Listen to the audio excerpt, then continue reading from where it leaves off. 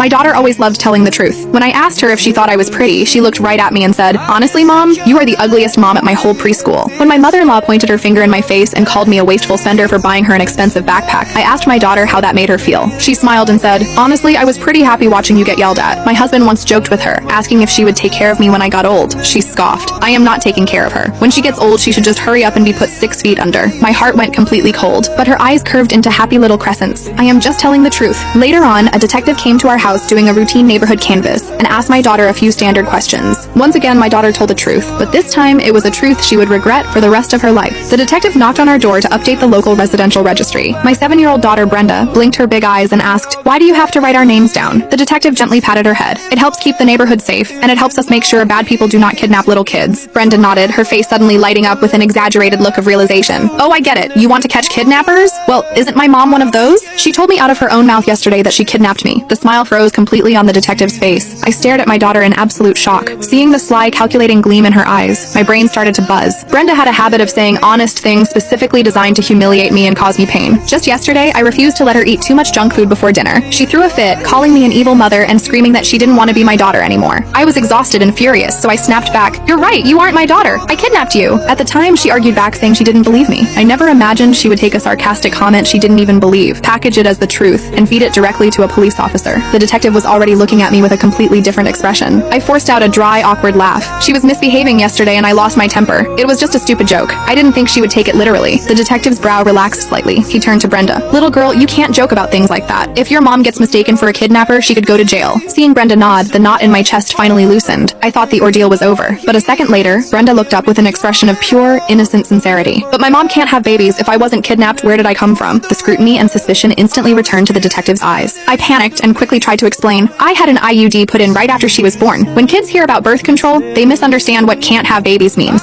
I tugged on Brenda's sleeve, silently begging her to stop talking. She refused to listen. "Mom couldn't have babies right after she got married, but I am already 7 years old." I had no idea how a 7-year-old girl possessed the mental capacity to connect those dots. But when you thought about what she was implying, it was impossible not to jump to horrible conclusions. My husband and I had been married for 6 years. I had an IUD for those exact 6 years. So how could we possibly have a 7-year-old daughter? The detective clearly did the math in his head. His expression turned dead serious. "Ma'am, I am going to need to see the child's birth certificate." My stomach dropped to the floor. There was no birth certificate for Brenda in this house. 6 years ago, I had literally fought off human traffickers to rip this child out of their hands. When the police eventually pulled the files on her biological parents, the reality left everyone speechless. My husband and I had looked at each other with pale faces, sharing the exact same thought. If we sent this poor baby back to her biological family, living with them would be a fate worse than death. We simply couldn't bear it. So we went through the system, adopted her, and raised her to this day. Brenda probably thought my angry comment yesterday was just a cruel